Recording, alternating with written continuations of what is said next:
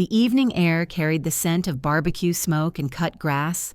Lawn chairs dotted the cul-de-sac, kids weaved between adults with dripping popsicles, and the hum of small talk floated over the music spilling from a portable speaker. At first glance, the block party was another harmless ritual of suburban life. Neighbors shaking off the week, trading recipes, laughing too loudly at stories they'd already heard a dozen times. Miriam stood near the food table, paper plate in hand, watching her husband. Andrew was working the crowd as he always did, flashing that easy grin that never seemed to waver. He slapped backs, refilled drinks, made jokes loud enough to draw chuckles from across the yard. To the others, he looked like the perfect neighbor, engaged, attentive, the kind of man who remembered birthdays and offered to fix a loose fence panel. To Miriam, the smile looked thinner these days, stretched like old elastic. Across the lawn, Olivia, their next-door neighbor, hovered near the grill, her gaze darting every few minutes toward Andrew. She carried herself with a peculiar stiffness, laughter that came a second too late, conversation that never lasted long. Miriam caught the way Andrew's eyes flicked toward her, brief but telling, before he redirected himself to another group. The two of them moved like magnets, desperately trying not to collide in public. Miriam felt a prickle at the back of her neck. She had noticed these exchanges before, subtle, slippery moments no one else seemed to catch.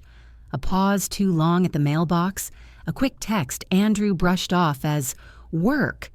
Olivia's sudden avoidance of girls' nights where Miriam might be present.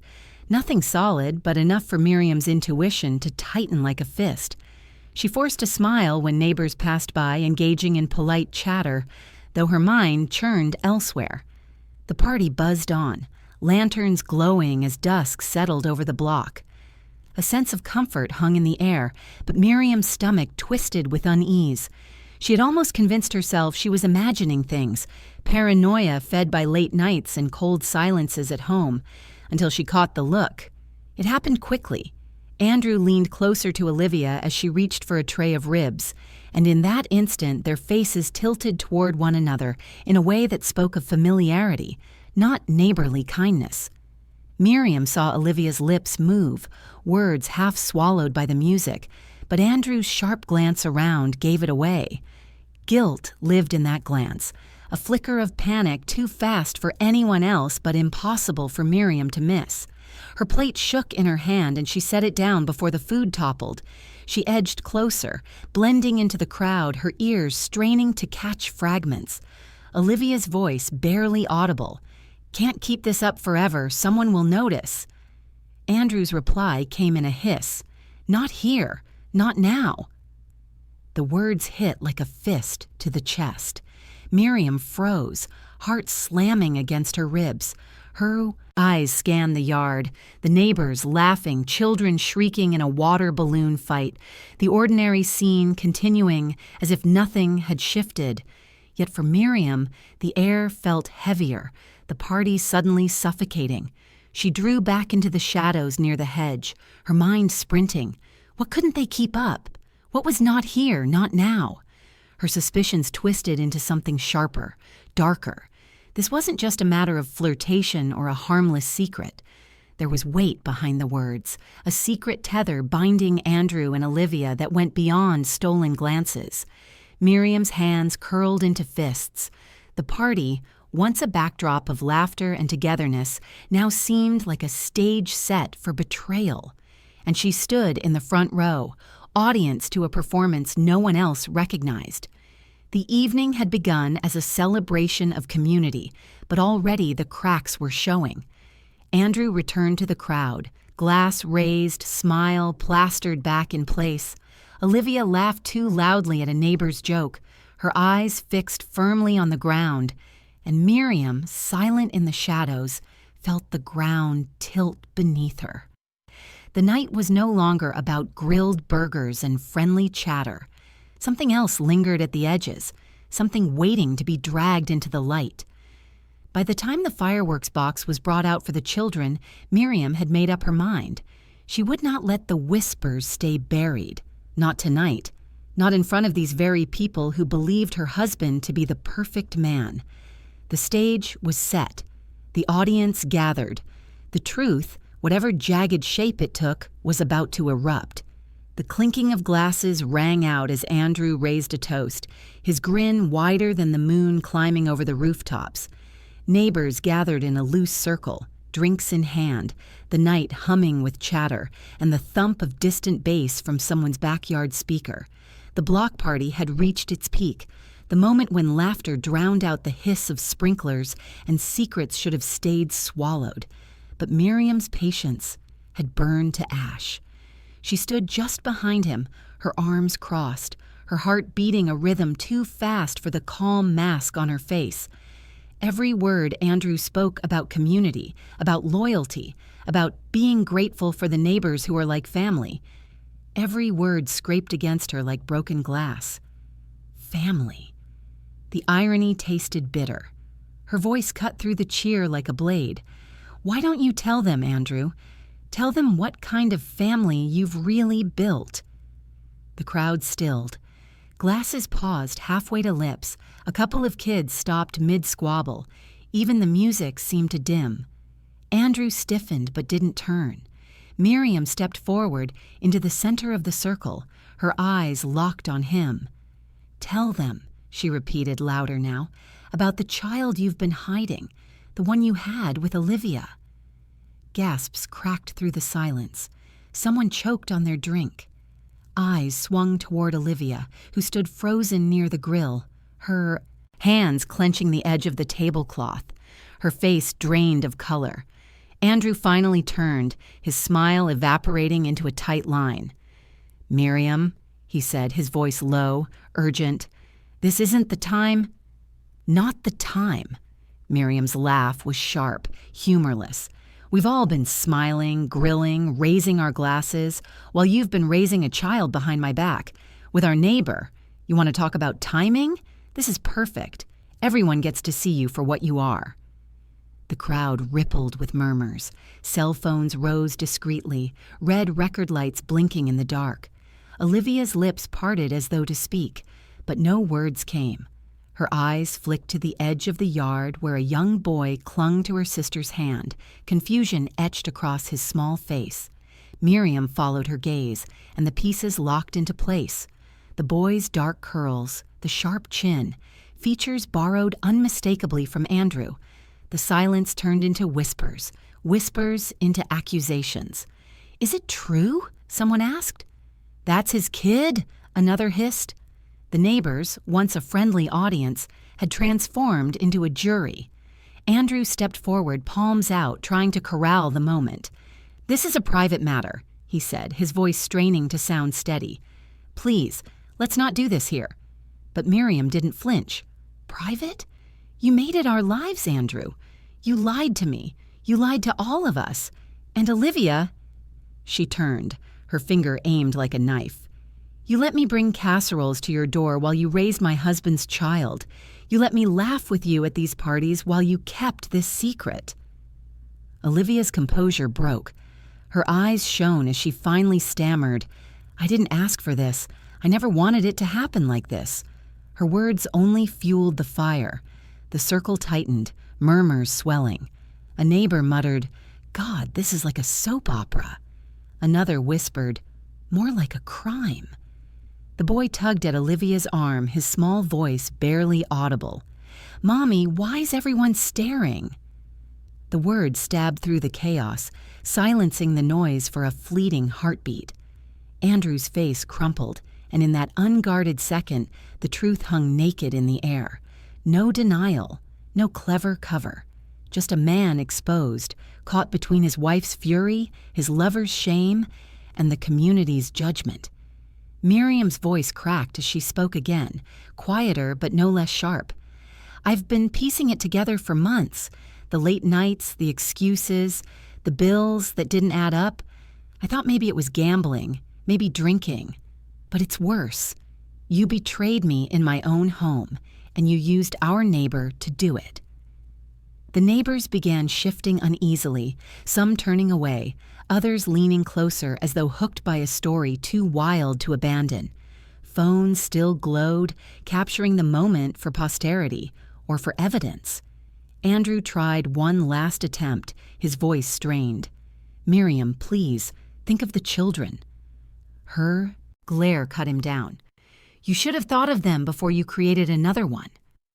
The words landed heavy, final. The boy's eyes brimmed with tears as Olivia pulled him close, shielding him from the gawking stares. But there was no shielding anyone now. The revelation had split the night wide open, spilling secrets onto the pavement where everyone could see. What began as a neighborhood celebration had curdled into a public unmasking, and though the party would stagger on, laughter and trust had been shattered. The cul-de-sac, once a haven of friendly facades, now carried the sour scent of betrayal. And Miriam, though her heart ached, stood taller in the wreckage, determined not to let silence bury the truth again. The night was no longer about fireworks or grilled ribs. It was about a secret child, a husband exposed, and a neighbor complicit. And though the crowd buzzed with disbelief, there was a darker edge settling in. The sense that betrayal this deep might not stop at humiliation. It might tip into something criminal. The crowd didn't disperse. Some drifted toward the snack tables to whisper. Others pretended to check their phones, but kept eyes trained on the drama at the center of the cul-de-sac. The hum of gossip hung heavier than the smoke from the grill. Miriam, though trembling inside, refused to retreat. She had cracked open the secret, and the echoes of it spread like wildfire. As she stood there, fragments of the past stitched themselves together in her mind. A story she had ignored, excused, and softened until tonight forced it into sharp relief. It began a year ago. Andrew had started coming home later than usual, always claiming extra shifts or work crises. At first, Miriam believed him. He had always been dedicated, the kind of man who prided himself on being reliable. But then came the half-truths. A shirt that smelled faintly of perfume she didn't own. A phone that was suddenly password-protected. The way he turned away when she asked simple questions. Olivia's behavior had shifted too. Miriam remembered the night she knocked on her neighbor's door with a casserole, just because Olivia had seemed tired lately. Olivia had accepted it with a forced smile, eyes darting toward the living room where a blanket and wine glass sat abandoned. Miriam had brushed it off, chalking it up to stress, but the unease lingered. In another flash, Miriam saw the grocery store aisle where she spotted Andrew and Olivia together. They hadn't touched, hadn't even stood too close, but their conversation ended abruptly the moment she rounded the corner. They laughed too hard when she greeted them, voices brittle like cracked glass. That brittle laugh had been echoing in her mind all night, and now she understood why. Back in the present, Andrew tried to speak, his voice taut with strain. "Miriam, stop digging into the past. This isn't what you think." Her head snapped toward him. "Not what I think? You've been living 2 lives, Andrew. Our life, the one where I've stood beside you for 15 years, and the one you carved out in secret with Olivia. That child is living proof of your betrayal." Neighbors leaned in, caught between horror and fascination. Some shook their heads in disbelief. Others exchanged knowing glances as though remembering small oddities they'd ignored. Andrew spread his hands in protest. "I made mistakes, yes, but don't rewrite it like I abandoned you. I was still here, wasn't I? Providing for you, keeping this family together. Keeping this family together?" Miriam's laugh cracked, jagged. "You think showing up at dinner and mowing the lawn means anything when you've been sneaking around with her?" She gestured toward Olivia, who stood with her arms wrapped tightly around her son, her face streaked with tears. Olivia finally spoke, her voice small but cutting through the noise. "It wasn't meant to happen this way. We didn't plan it." The words stung Miriam worse than silence. "Didn't plan it? You carried a child, Olivia. You lived next door while I invited you into my kitchen, into my life, and you let me play the fool." Olivia's gaze dropped to the ground. "I was scared," she whispered. The simplicity of it enraged Miriam. Scared of what? Of the truth? Of me finding out? Or of losing your convenient arrangement? Andrew stepped forward, his voice rising. Enough, Miriam. This isn't just about betrayal. It's complicated. But Miriam held her ground. Complicated? No, Andrew. Complicated is juggling work and bills. Complicated is raising teenagers.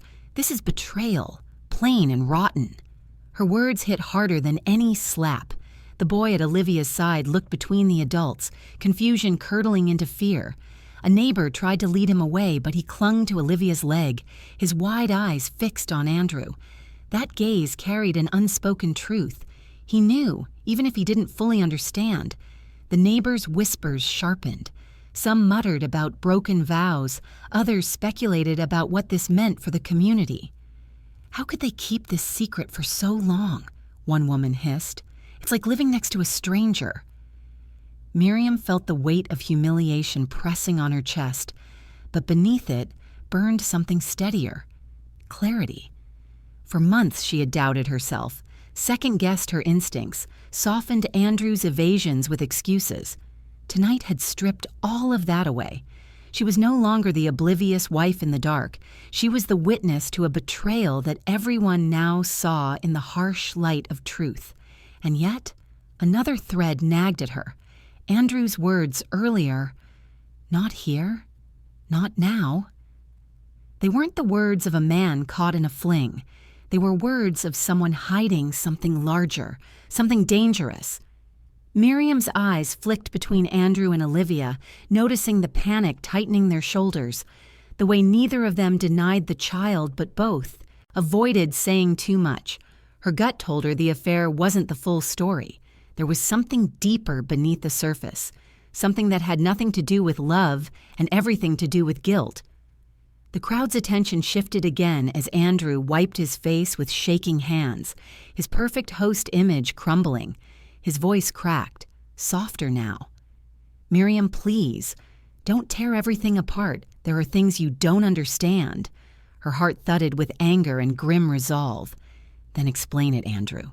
Because from where I stand, the only thing left to understand is how long you thought you could live two lives before the truth tore through." The silence that followed wasn't peaceful. It was heavy, anticipatory, like the pause before a storm breaks. And in that pause, the anatomy of betrayal stood exposed for everyone to see. Lies layered upon lies, stitched together by cowardice, now unraveling in the glare of porch lights and neighborly judgment. The silence didn't last. Neighbors were whispering, phones were still out, and the boy's presence made the truth undeniable. Yet beneath the sting of betrayal, Miriam sensed another weight in the air, heavier than infidelity. She had felt it in Andrew's panicked tone, Olivia's tremors, the way both of them avoided certain words as if they might trigger an avalanche. Detective instincts weren't in her nature, but suspicion was.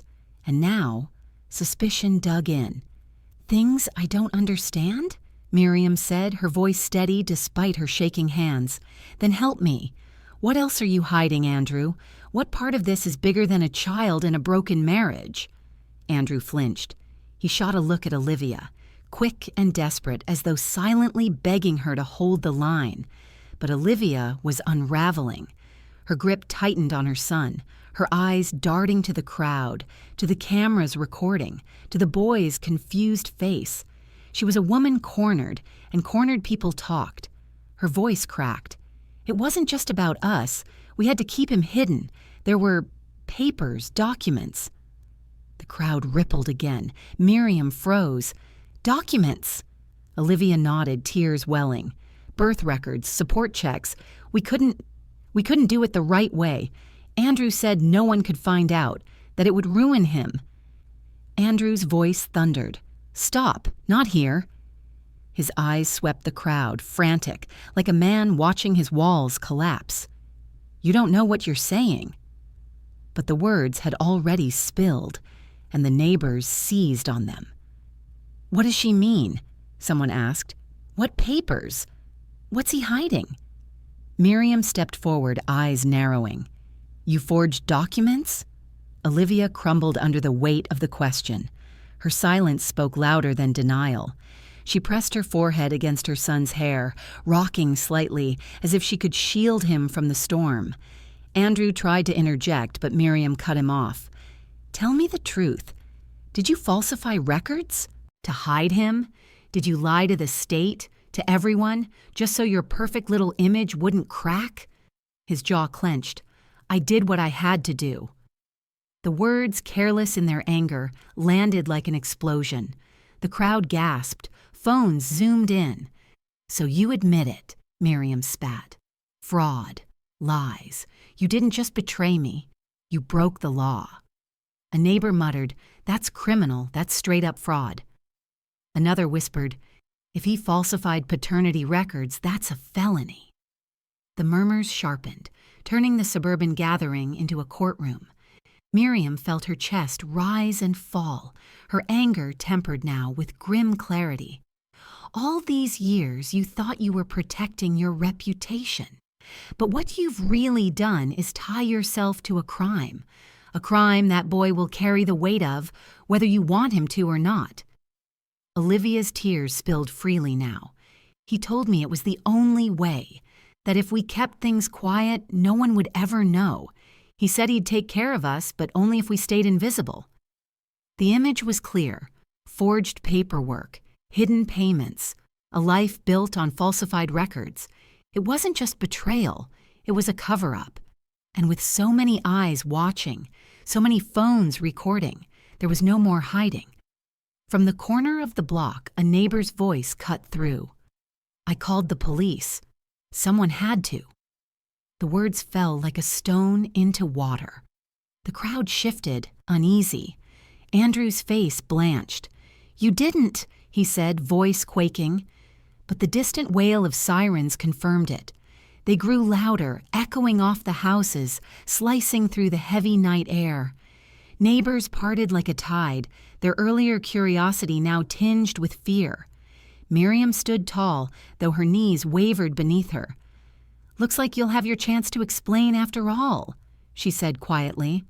Andrew turned to her, his mask stripped away, replaced by raw desperation.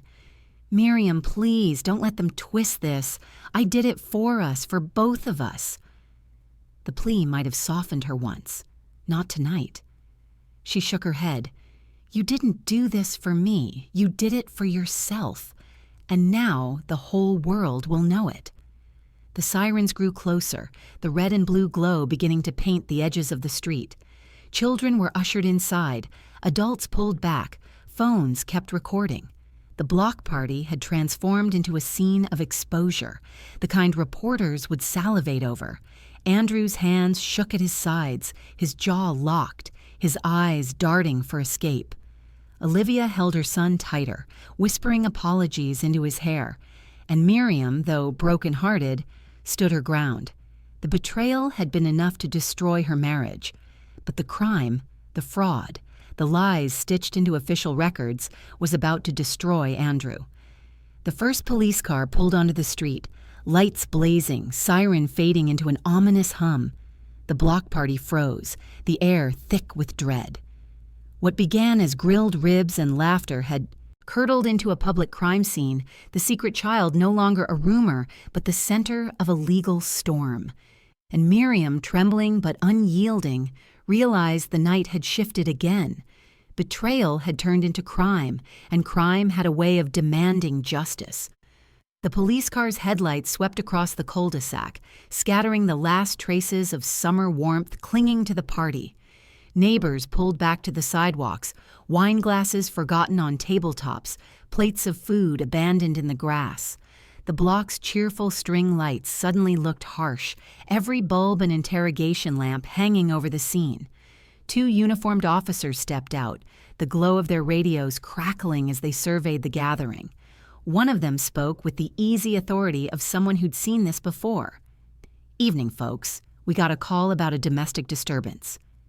His eyes moved across the frozen crowd, then landed on Miriam, Andrew, and Olivia, 3 figures at the center of the storm.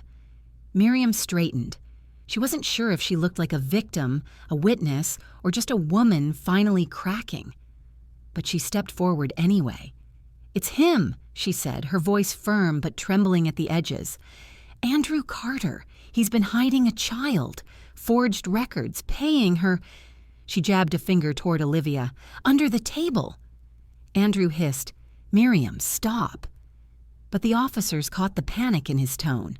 The way his words sounded less like denial and more like fear of exposure. One officer raised a hand. "Sir, we'll ask you to step aside." Andrew's face reddened, his fists curling at his sides.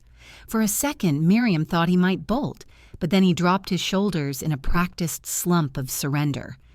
"This is ridiculous," he muttered. "We're at a neighborhood party, not a crime scene." The officer didn't blink. "That depends on what we hear." They led Andrew toward the patrol car, not cuffing him yet, but holding his space tightly.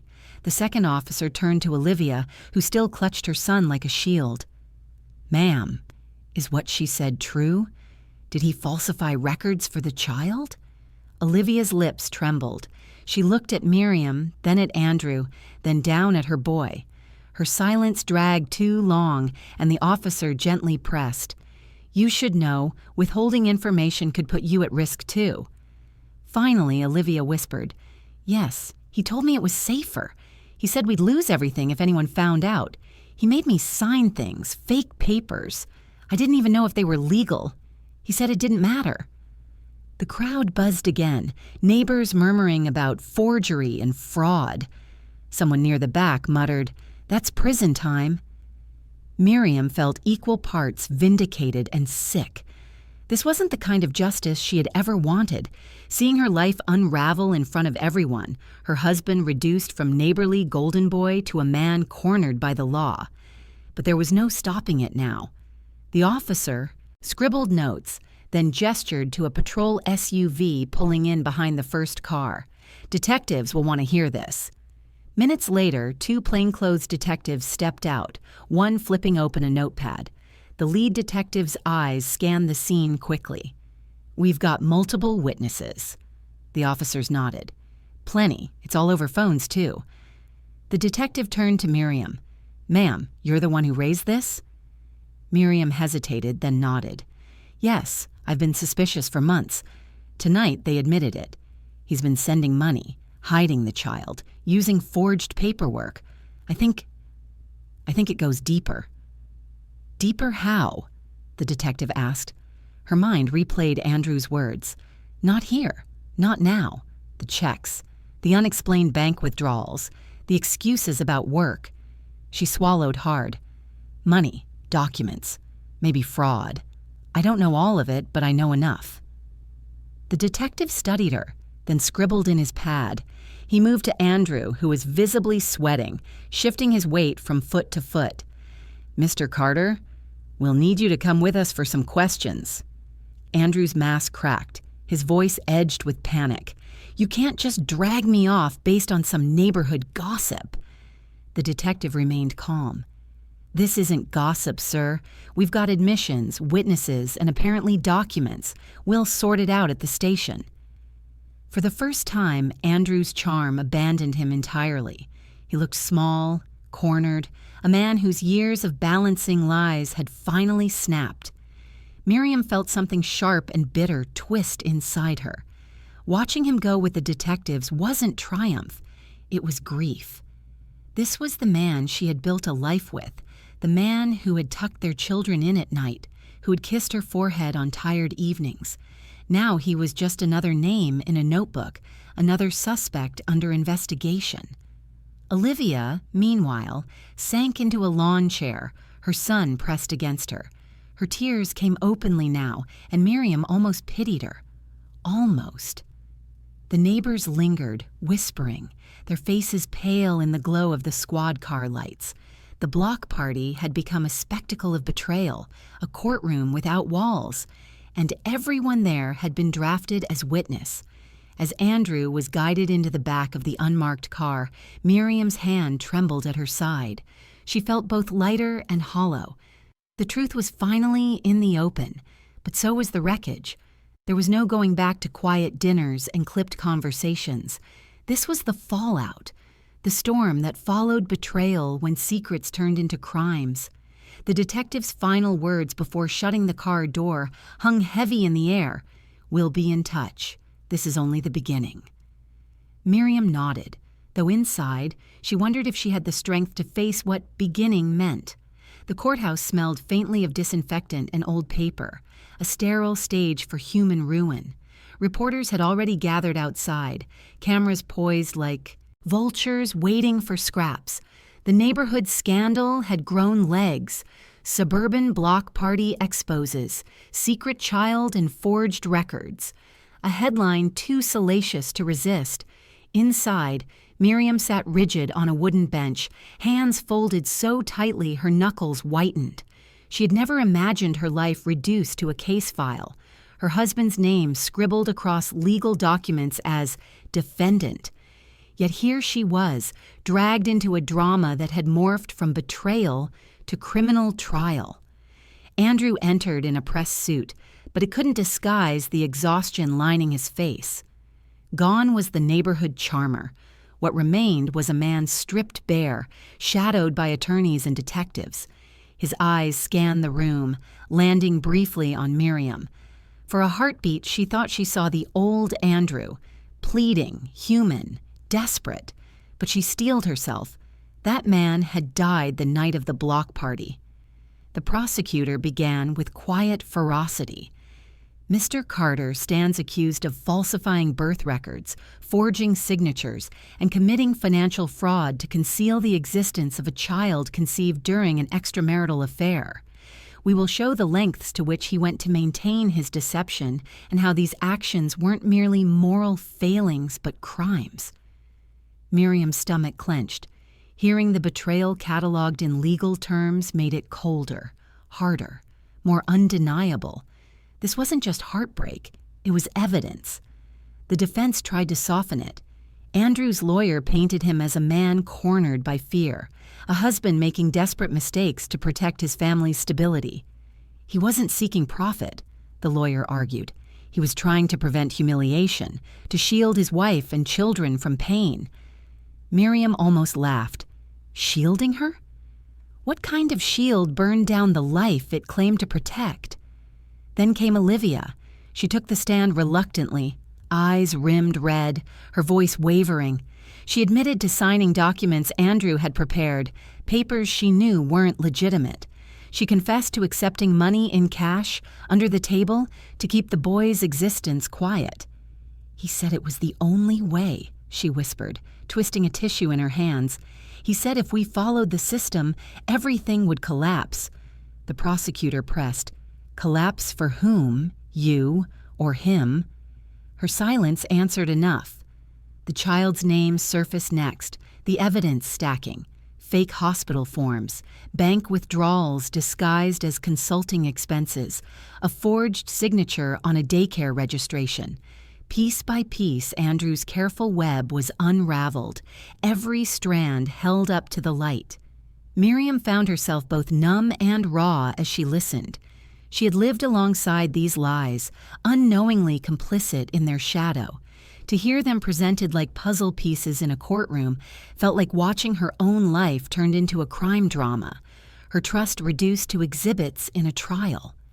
Andrew finally took the stand, his voice cracked under the weight of his choices. I didn't want to lose everything. I thought if I kept it quiet, if I handled it myself, no one had to get hurt.